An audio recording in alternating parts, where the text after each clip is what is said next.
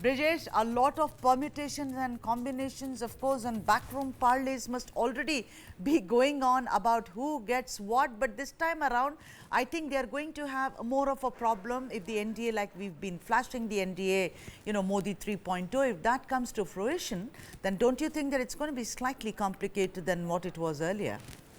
Well, yes, Sudha. First I would like to break this news to our viewers. Yesterday we broke that how the President House has issued a communique saying that from 5th, which is today, till 9th of June, it's going to be closed for, for making preparation for a new government and a new cabinet to be sworn in. What we have been given to understand by our sources is that the new government will be sworn in most likely on 8th of June. That is the date which we are hearing right now from our sources, and most likely, that the government will sworn in on 8th of June. Now, coming back to your question, of course, this is for the first time, the BJP which saw, we saw a BJP 2.0 under the leadership of Prime Minister Narendra Modi, which had an absolute free run from 2014 till 2024 for 2 terms, when they had gotten to the government with an absolute majority and a bigger majority in mandate in 2019. Suddenly in 2024, that majority is less by 30 plus seats, and now for the first time, the NDA 3 or the BJP 2.0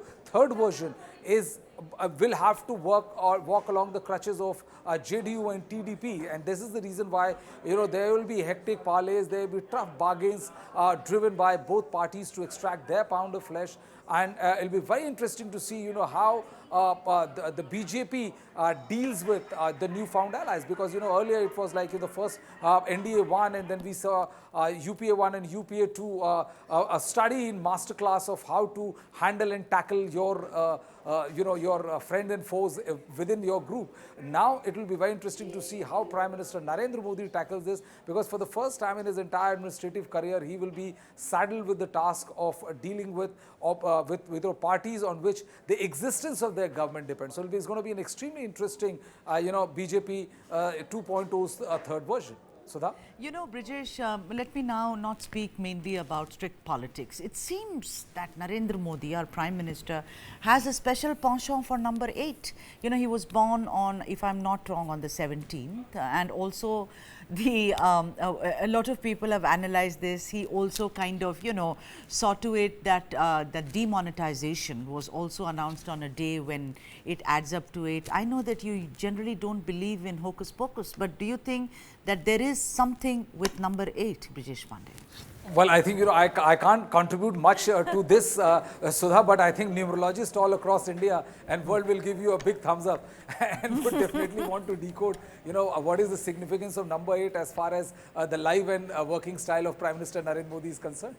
All right. So tell me something. Sources are telling us about the formation. So we are sitting today on the 5th.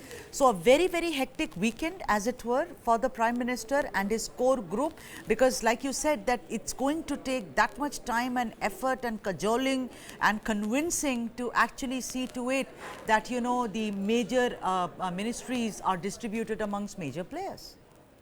Well, it has to be, because once you have your own government, you have absolute majority. 14 and 19, we saw all the top ministries: home, finance, defense, rural development, agriculture, railway. All these key crucial ministries were with the Bharatiya Janata Party, and the allies were given slighter portfolios of slightly lesser importance. But now you are dependent on TDP, JDU, and other minor NDA allies. So I think it has to be an effective rejig. The BJP might retain defense and home and finance, but then definitely they will have to part with either agriculture or rural development, which Nitish Kumar or TDP might want that, because these are the ministries through which you can get the ministries with a huge budget overlays, and these are ministries which are very crucial as far as transformation of your state is concerned. So I think they'll be interested more, the allies will be interested in these heavyweight ministries which are less glamorous than home and finance, but when it comes to real politique, they are more effective in reaching out to your concerned voter.